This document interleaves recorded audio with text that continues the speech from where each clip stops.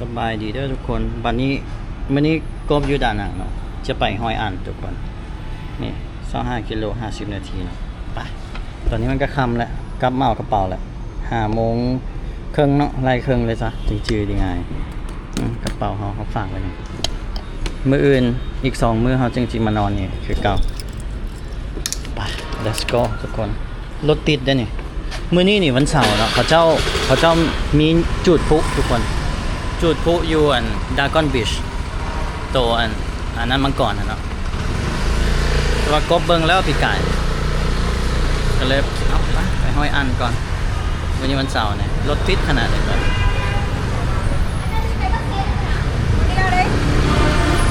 พ้นไปทะเลไปอย่างเนาะเขาจะเรียบทะเลเนี่ยลงไปฟ้าก็ครึ้มๆเนาะนี่อยู่นี่ผู้สาวเบียดหลายนะทุกคนนี่คาเฟ่ตัวนี้เลยมันก็หลายนะน่ารักจริงนั้นนะผู้ใดมาดานังมาจุดนี่แหละเขาจะมาถ่ายโอ้เอาแล้วเขาจะลงผู้สาวขี่เลี้ยวอันนี้มาเป็นฟุตบาทได้ปะวะนี่สาวลายหน้าหักทั้งนั้นทุกคนโอ้โหคาเฟ่นี่เลยเนาะเห็นหน้าทุกคนน่ะไปเดินทางเอา50นาทีจะไปฮอดพุ่นกะพอดี6โมงครึ่งทุกคนห้อยอันกะส่วนหลายบางคนมาดานังกับวันเดย์ทริปจะไปครับแต่กบหันมักเนาะมักห้อยอันเราก็เลยจะไปนอนอยู่หัน2 คืนเนาะโฮสเทลกับจองแล้วเด้ลืมแรงเงินเนี่ยเป็นแรกข้างหน้าเป็นยังไงว่าจองบ้องพักเขาจ่ายเป็นเงินสดเนาะเงินต้มที่จะจองถูกทิ้งจะเสียไม่ได้จ่ายนะก็จะเก็บบรรยากาศระหว่างทางไปให้ทุกคนเบิ่งแหละคิดแผนหน่อยนึงเนาะวันนี้เกิดสายพานขาดดิกับว่าเป็นยังนี่ทุกคนบรรยากาศกับประมาณนี้เนาะขี่เรียบคลองไปเลยเนาะเรียบคลองเรียบวันทะเลขี่เรียบทะเลนะทุกคนทะเลฝั่งใต้มือนี่ไปเดี๋ยวขับรถก่อนทุกคนตอนนี้ก็เดี๋ยวละ6 โมงเนาะอันเมืองห้อยอันนี่ก็เป็นเมืองที่ว่าเขาเจ้าขี่เรือนะทุกคนเรือละหมุนไปหมุนมาอยู่เวียดนะที่ว่าคลิปเป็นไวรัลอยู่อินเทอร์เน็ตเนาะขี่เข้ามาคนรถทัวร์เต็มเลยทุกคนเป็นเมืองท่องเที่ยวนะและไอ้น้อยผู้ตัดผมนะแล้วก็บอกว่าห้อยอันนี่แพงขึ้นมาแพงกว่าด่านนะเพราะว่าฝรั่งหลายแล้วแต่ว่าตัวขี้เงืออยู่เถอะบรรยากาศดีเลยมีแม่น้ำอันนี้มีทุ่งนาเนาะทุกคนกินอายคืออยู่ลาวแหละเพราะว่าภูมิประเทศกับคล้ายๆกันเนาะลาวไทยทุกคนเนี่ยหอมกินข้าวเห็นภูเขาอยู่หลังบรรยากาศดี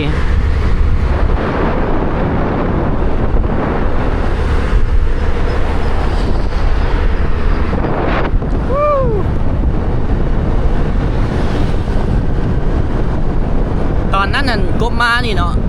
มาอยู่2 คืนเขาก็ถ่ายคลิปเบิดอย่างดีแต่ว่าไฟล์หายแล้วทุกคน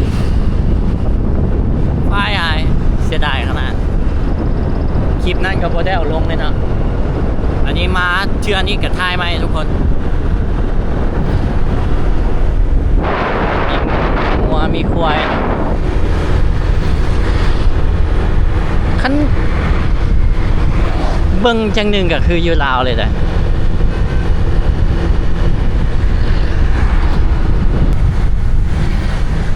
ห้อยอันนี่ถ้าจำบ่ผิดน่าจะเป็น World Heritage เนาะทุกคนเป็นเมืองมรดกโลกเพราะจะมีตึกเก่าอยู่ข้างในเนาะ บ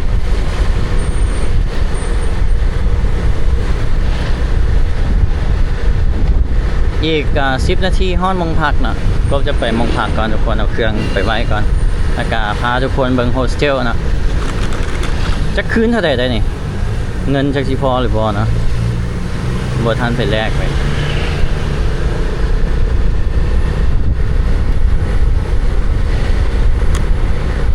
อันเวียดนามนี่มีกินอายคล้ายๆกันคืออินโดเนี่ยทุกคน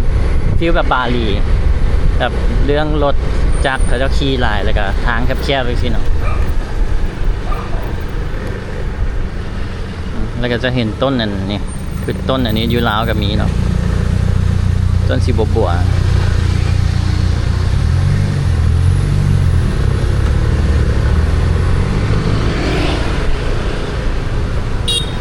คนขี่พิดเลยนะครับบีบแกะปิด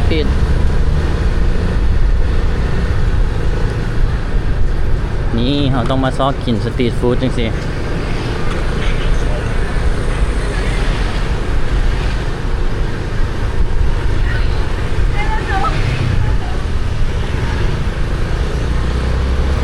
ดีแต่ว่าช่วงนี้นานคำเนาะทุกคน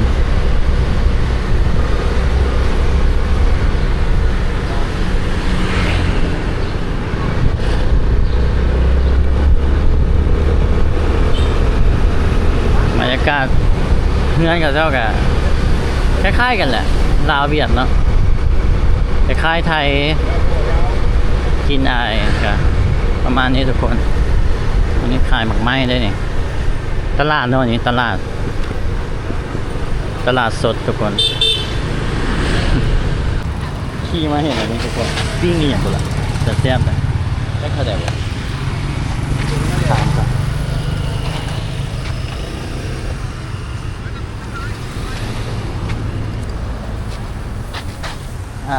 one yeah how much like this This one is 100. 100 Yeah, for 10. 10 Yeah, you have can I have 5 10. Okay. Yeah, how much for 5 50. 50 oh okay 10,000 for each Yes. okay เอา5ไม่ละ10,000ไม่ละ10,000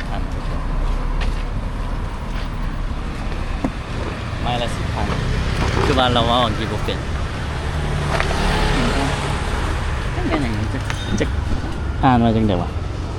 ตัวนี้แต่เราก็แนะนำตัวแสนเนาะแต่ว่าเขากินตัว50ก็โอเคแล้วสตรีทฟู้ดของจริงสาวเวียดทั้งหลังนะสาวเวียดนามบ้านเราคนลาวโอ้เมื่อยอยู่ได้นี่แล้วก็ปิ้งกันสดๆอย่างเป็นไม้นะที่ไปทายกับญาติเราอายทุกคนไม่ละ10,000กับแพงอยู่ได้10,000ดงกับประมาณเท่าไหร่8,000เนาะ8-9,000คันนั่งแก็บมานี่เองเนาะทุกคนเบิดไป100,000กับ3,000ดงคน89,000กีบ130 บาทเนาะ4ดอลคันเซารถแล้วเติมน้ำมันมามันจะถือก่อนทุกคนมาเวียดนี่เซารถจักรคือดีที่สุดสแตนดาร์ด100,000กับ3,000กีบคันรถใหญ่เนี่ยเป็น300,000กว่าเนาะรถใหญ่มากันหลายคน4คนหารกันก็โอเคก็ถือแต่ทางที่ดีเซารถจักรขี่มาซ้อน2มาเนาะแบ็คแพ็คแบบกบมาแล้วก็ขนเครื่องมาโอเคเลยถึกเลยประหยัดเลยมาเที่ยวเวียดกินยูสตรีทเลยเนาะอันนี้เป็นอาหารแรงเนาะทุกคนตอนแรกว่าสิกินต้มมีเลยเพราะว่ามื้อนี้งบพร้อมหมดเลยเด้เอาเซารถเนาะไปแต่เซามาไปตัดผมกับเท่าไหร่วะ60ซาหัว30แล้วน้ำ90เนาะซาผมซาหัวกำลังมืดเนาะถ้ากินทุกคน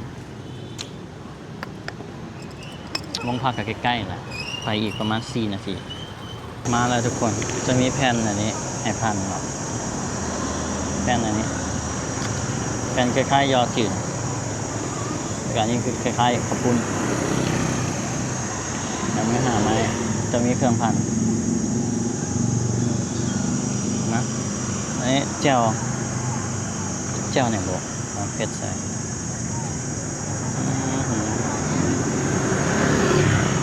จะมีผักม่วงตลอดนะทุกคนทีมแจ่วป่ะ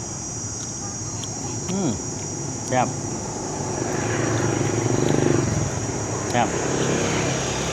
เนาะมากินข้าวแรงเนาะทุกคนงบพอเมินละเมื่อเนี่ย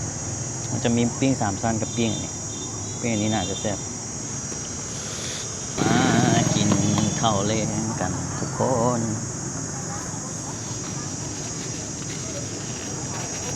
เสร็จเมืองมีปิ้งเนี่ยคนมากินหลายแล้วทุกคนแสงน่าจะได้อยู่เนาะเฮ็ดจังไดกินอันนี้ใส่นี่อันนี้น่าจะแทนข้าวปุ้นเลยเอาหมูใส่โอ้โหนอนเลยเนี่ย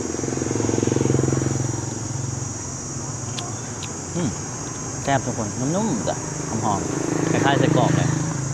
คล้ายๆอันแหนมเนืองคล้ายๆแหนมเนืองก็อันนี้คือข้าวซอยที่ว่าบดตัดเนาะพันเนี่ยเลยเบี่ยนหมักพันเนาะประเภทพันเอาเหียมา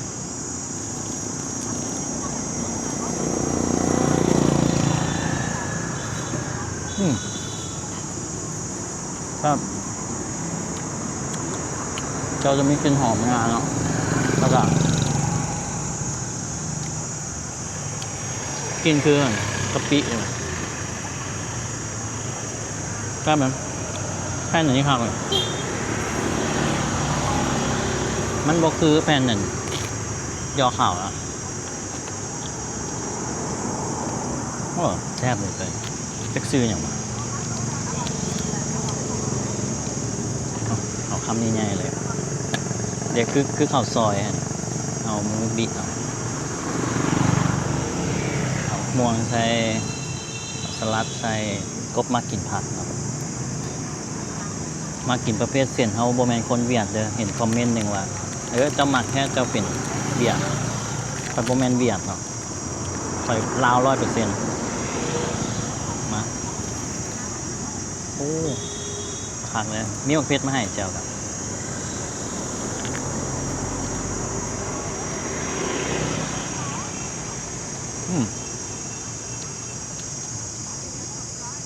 ครับ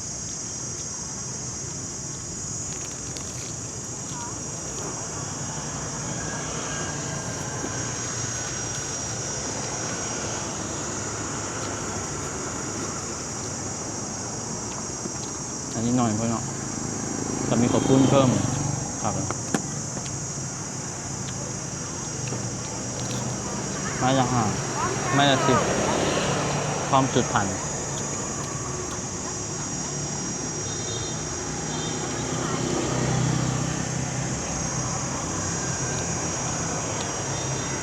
แซ่บเลยแซ่บเลยทุกคน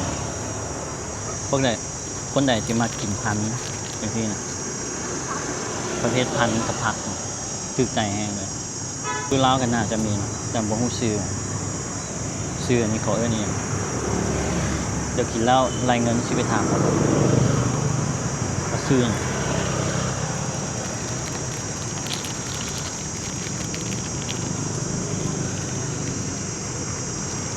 หมักพันอยู่แล้ว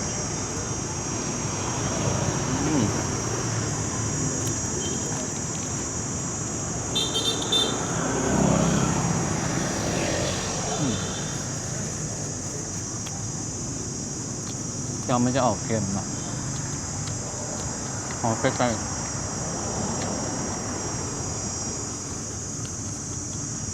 ทำนี้กลับมาเป็ดนี่ขับเลย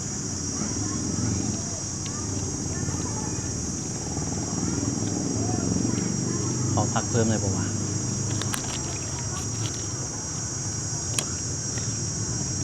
เอาไหนทุกคนผู้ใดมาเที่ยวกันเช่ารถขี่ก่อนนะดีก่อน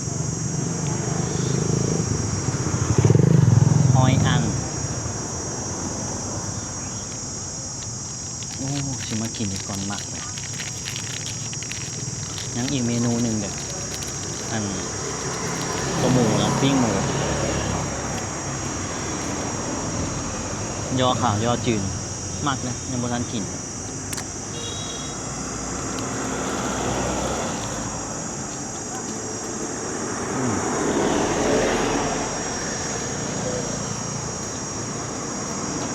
ครับ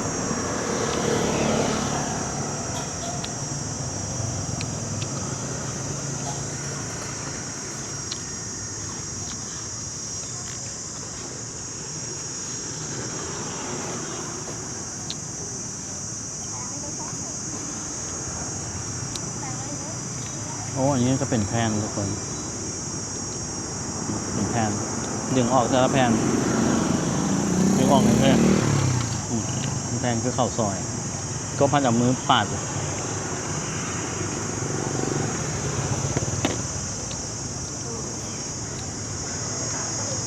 แค่ไหนนี่คักเลย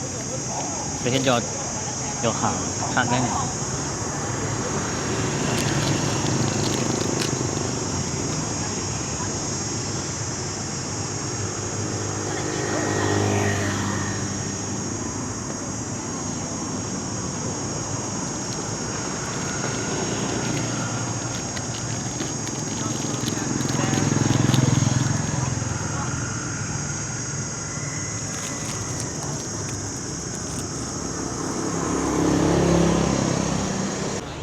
กินเมื่อแล้วเนาะทุกคนแซ่บหลายจ่ายเงินก่อนเลยถามแล้วก่อนว่าเท่าไหร่โอ้มีสองแจว How much? 50. What the name of that one? Em Loi. You have the name there? No? Which color? The first one, Thịt nướng. Okay, I got it. THIT, the first one, the blue one. Okay, thank you, cảm ơn. very very delicious. ตัวนี้ทุกคนซื้อมันทิดเนื้อบอกอ่านได้แต่ว่าแถวเบิ้งนี่ก็เจ๊หัวเนาะทิดเนื้อแซ่บทุกคนอ้าวฝานี่เฮีย ฝาขนมเลไปต่อไปโฮสเทลวันนี้ทุกคนนักท่องเที่ยวหลายเลยจะมีซิตี้ทัวร์แบบนี้นะทุกคน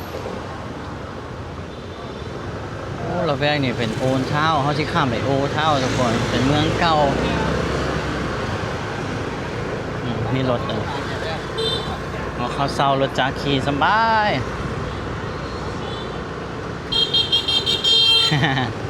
เสียงปิ๊บปิ๊บปิ๊บปิ๊บงามเลยทุกคนเมืองเก่านะเคยถ่ายแล้วเทือหนึ่งเนาะแต่ว่าไฟล์มันหายทุกคนวิดีโอหายลงไปลบมันเป็นอย่างเขาถ่ายไหมเห็นแต่ฝรั่งเลยระแวกนี่ฝรั่งเต็มหมดเลย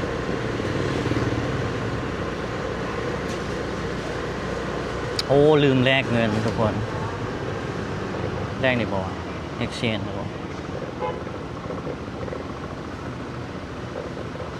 แรกนี่น่าจะได้อยู่เพราะว่าตามรีวิวว่าให้แลกเงินอยู่ห้างคำเนาะแป๊บเดียวเมื่อทุกคน 3,000 เนาะ$100แลกเงินอีกก่อนอยู่ห้างคำบวกห้างคำหมดเนาะmoney exchange no it's how much ก็มีคนน่ะเนาะแลกเงินแพงอยู่ได้ทุกคน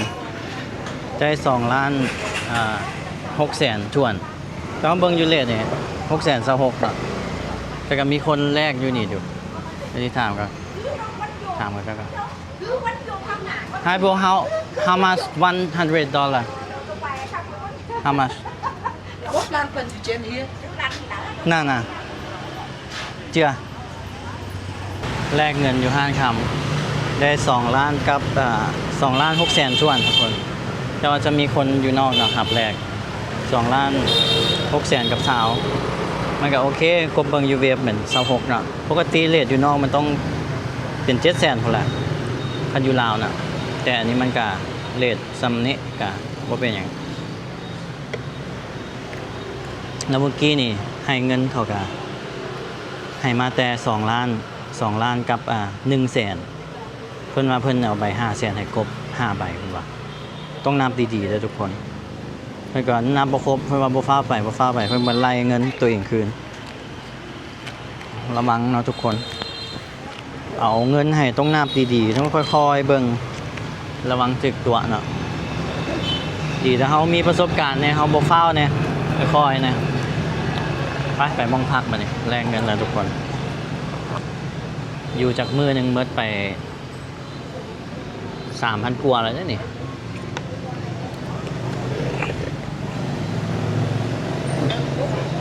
ต้องงดเบียร์ลงเนาะงดเบียร์ลงมาเนี่ย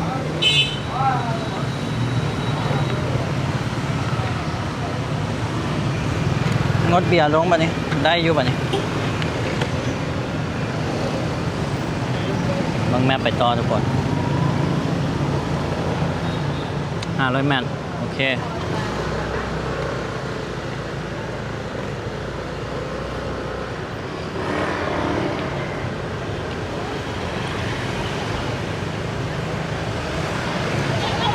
เดี๋ยวอันนี้จะเป็นเมืองเก่าเลยทุกคนนะงามเดี๋ยวฟังก่อนแล้วเขาเจ้าก็จะขี่เรือเนาะมีเรือเป็นตึกแบบงามอิหลีนะงามอิหลีตั้งแต่สมัยพูดแหละสงครามสมัยก่อนพวกพวกฝรั่งอังกฤษอีหยังเข้ามาปกครองอีหยังพูดแหละทุกคนตึกก็ยังอยู่เนาะพวกอันนี้น่าจะเป็นสมัยนั้นพูดแหละเขาสร้างคิดว่าตอนเขาพักมาเนี่ยอันนี้เป็นซิตี้ทัวร์นะซิตี้ทัวร์600,000 ดงทุกคน 1 minute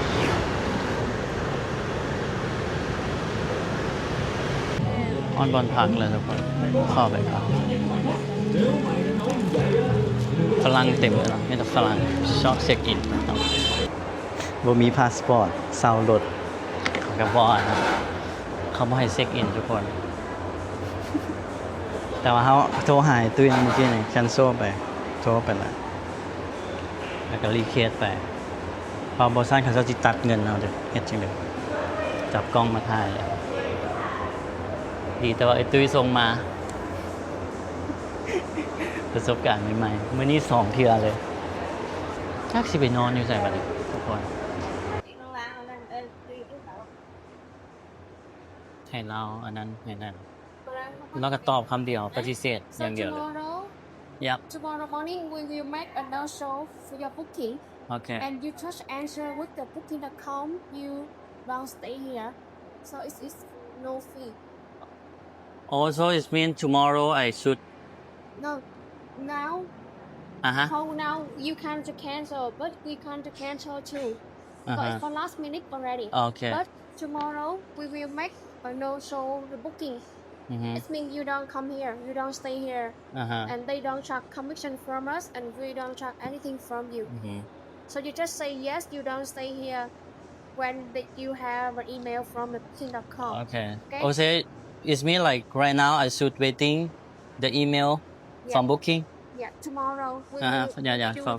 we will do the no show. Okay. And they will send the email for you, and you just say yes, you don't stay here. Okay. Because if you say you stay here, they will charge commission from us. I got you. So tomorrow I'm waiting the message. Yes. And then I will say no. No, stay here. Yeah. Okay. Yeah. And now you can find another one. Can you tell me because I don't know. I lend the motorcycle so. You know, this is the policy for the new one. in Vietnam. The new one. Because we are the hostel and they usually focus to the hostel check every night. We only pay a lot of the money for the guests. They don't have a passport. We flexible for everyone, every guy before, and we pay a lot of the money for the form because we do not it's not true. Not true with another hostel because they say no, but we say yes, and the police come and they not accept for the picture. Not they need the man's the passport. Yeah, because sometimes they guess they stay over the visa in Vietnam. Yeah. And they don't do the form. And they but issue the policy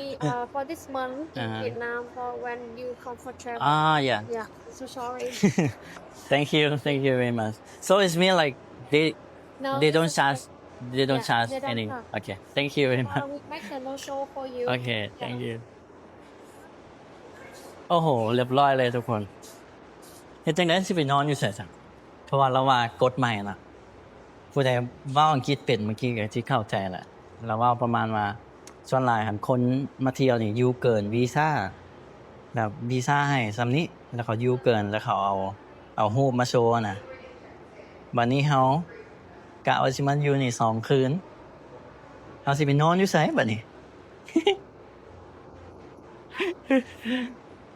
แต่เขาเจ้ากับเฟรนลี่แหละ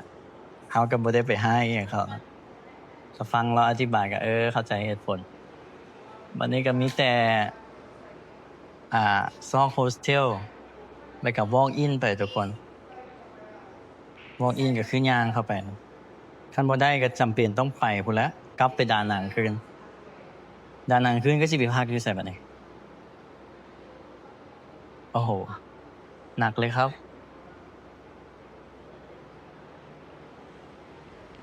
ตอนแรกผู้หนึ่งเว้าเนาะแล้วก็เว้าแข่งใส่เลยบัดนี้เขาจับกล้องมาแล้วก็เว้าอ่อนลงแล้วก็ยิ้มใส่เพราะเขาก็ย่านชื่อเสียงชื่อเสียงโฮสเทลกับเจ้าเด้เอ้าผู้ใดมาเที่ยวเนาะเซารถจักรระวังเด้อทุกคนเอาบัตรประจำตัวก็ได้เนาะแต่ก็เขาบ่เอาติโอ้โห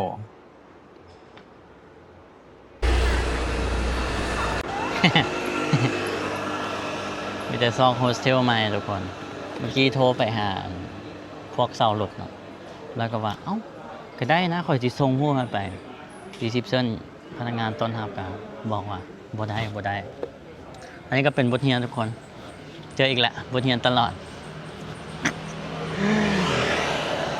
ผู้ใดมาเที่ยวเซารถจักรเนาะเอาเงินมาจำเอาซะเอาพาสปอร์ตติดตัวไว้หรือบ่ซั่นกับบัตรประจำตัวบ่อีหยังเอาเนาะมันจะดีก่อนทุกคนเป็นจังซี่มันยากมันเช็คอินบ่ได้เลยทุกคนเดี๋ยวโคกว่าสิถ้าเบิ่งคลิปต่อไปถ้าคลิปนี้มันดนแล้วทุกคนเหตุการณ์ก็บ่คือบ่ฟันเนาะแต่บ่เป็นหยังทุกอย่างคือประสบการณ์ลมกับโปรเฟสชันนอลเนาะไอ้ตุ้ยแล้วก็หัวไอ้ตุ้ยแล้วกับอันนั้นเนาะแล้วก็เป็นหยังเงินก็กบจองไปประมาณ13ดอลทุกคน300,000กว่าดงนะอะไรเป็น14เนาะมันก็แต่บ่ฮู้ว่ามันยกเลิกได้บ่เขาก็ขอให้เขาเจ้ายกเลิกเขาเจ้าก็โอเคจังซี่ประมาณนี้เสียเงินทิ่มไปล่าๆนี่ทุกคน14ดอลซ้ำนี่แหละ466 บาทนะเสียเงินไปซื้อๆมันนี่ก็ถือว่าบ่เป็นหยังทุกคนคันเฮาจ้างแก็บมามันก็200,000แล้วเฮาขี่รถมาเองก็ถึกก่อนคันบ่ได้อีหลีอยู่นี่สิไปซอกโฮสเทลก่อนถ้าติดตามตอนต่อไปทุกคนถ้าบ่ได้ก็เบิ่งตัวจริงบางทีกลับเข้าไปด้านนั้นถ้าเบิ่งตัวจริงเนาะทุกคนเอ้าบ๊ายบายทุกคนหอยอันเฮ็ดกูอีกแล้วสุดก่อนนี่ก็ไฟเสียแล้วสุดนี้ก็เจออุปสรรคแต่บ่เป็นหยังทุกคนยิ้มให้กับประสบการณ์ใหม่บ๊ายบายทุกคนคันเงินมันตัดไปก็ถือว่าบุ๊คกิ้งเงินมันยังบ่ตัดอยู่ทุกคนแต่ว่าถ้าเฮาไปแคนเซิลแล้วมันก็จะตัดเงินเฮานะก็ถ้าเบิ่งตัวจริงว่ามันสิเป็นจังได๋บ่ได้อีหลีก็จำเป็นแล้วเนาะมันตัดก็ตัดไปผู้ใด มาเที่ยวเนาะระวังแบบครบทุกคนเจอกันคลิปหน้าได้ทุกคนบ๊ายบายถ้าเบิ่งเฮาสิเฮ็ดจังได๋ถ้าติดตาม EP ต่อไปทุกคนเมื่อยแน่นี่บ๊ายบาย